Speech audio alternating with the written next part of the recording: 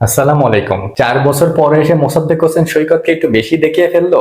এতটাও এক্সপেকটেশন করি নাই। তিনি যেটা করলো সেটা আউটস্ট্যান্ডিং বললেও একটু কম হয়ে যাবে। কামব্যাক তো এমনই হওয়া উচিত, দুর্দান্ত কামব্যাক। 4টা বছর পরে দলে আসলো, দলের সর্বোচ্চ রান করলো এবং বল হাতেও দেখিয়ে দিল যে তিনি পাক্কা অলরাউন্ডার। এই মোসাদ্দেককে এতদিন আমরা জাতীয় দলে নেইনি। এর আগের নির্বাচক লিপু ভাই তারা বলেছিল যতদিন মেহেদী হাসান মিরাজ আছে ততদিন মোসাদ্দেক হোসেন সৈকত কিভাবে আসে। আজকে দেখিয়ে দিল কোথায় মোসাদ্দেক হোসেন সৈকত, কোথায় মেহেদী হাসান মিরাজ। মেহেদী হাসান মিরাজ 12 বলে করলো 3, বল হাতে একটা উইকেটও নাই। আর মোসাদ্দেক হোসেন সৈকত দলের সর্বোচ্চ রান, 70 বলে 86 রান, স্ট্রাইক রেট 122, 7টা 4-এর সাথে 3টা, দুর্দান্ত 6। বল হাতে 10 ওভারে 37 রান দিয়ে দুইটা গুরুত্বপূর্ণ উইকেট। এই মুসাদ্দেককেই তো খুঁজতেছিলাম, এমন একটা অলরাউন্ডারকেই তো খুঁজতেছিলাম। বিশ্বকাপের বাছাই পর্বে আমরা সেরা 8-এ থেকে কোয়ালিফাই করার জন্য এমন একজন অলরাউন্ডার তো খুবই দরকার ছিল।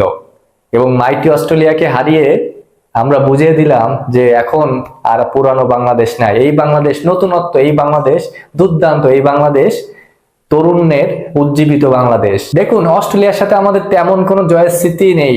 সেই কার্ডিফেতে অস্ট্রেলিয়ার সাথে 2005 সালে একটা মাত্র জয় ছিল আমাদের। 21টা ওডিআর ভিতরে আমরা একটা জিতেছিলাম, 20টাই জিতেছে অস্ট্রেলিয়া।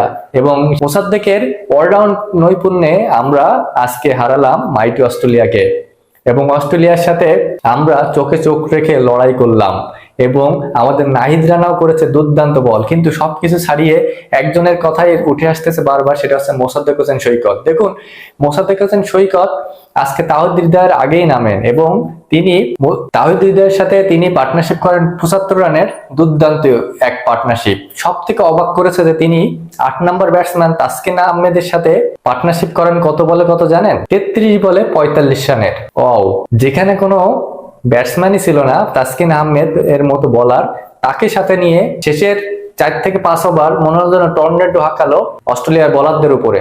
সেখানে তাসকিনেরও ভালো কন্ট্রিবিউট আছে, 20 রানের একটা ভালো কন্ট্রিবিউট আছে। তবে মোসাদ্দেক হোসেন সৈকতের স্টাম্প ছেড়ে যে এক্সট্রা ডাউনটা উইকেটের উপর দিয়ে যে 4 বা 6 গুলো, সেগুলো এখনো চোখে লেগে আছে। সেই মোসাদ্দেক, সেই আয়ারল্যান্ডের মোসাদ্দেক আর আজকের মোসাদ্দেকের ভিতরে পার্থক্য পাচ্ছি না। সেই একটা ইনিংস দেখেছিলাম আর এই একটা ইনিংস, চোখ জোড়ানো একটা ইনিংস, চোখ জোড়ানো। যেখানে দলের বিপদ চরমে ছিল, যেখানে পরপর তাহিদ হৃদয়, মেহেদী হাসান মিরাজ যখন পরপর আউট হয়ে যায়, তখন দলের এক পাশের কান্ডারি হয়ে দাঁড়িয়েছিল এই মোসাদ্দেক হোসেন সৈকত। এবং দলের একদম শেষ স্বীকৃত ব্যাটসম্যান হিসেবে তিনি নট আউট থেকেছেন এই 86 রান করে 70 বলে। দুর্দান্ত ইনিংস খেলেছেন, দুর্দান্ত। স্যালুট বস, এমনই তো কামব্যাক হওয়া উচিত। আপনার কাছে কি মনে হয় অবশ্যই জানাবেন, ভালো লাগলে পাশে থাকবেন। ধন্যবাদ।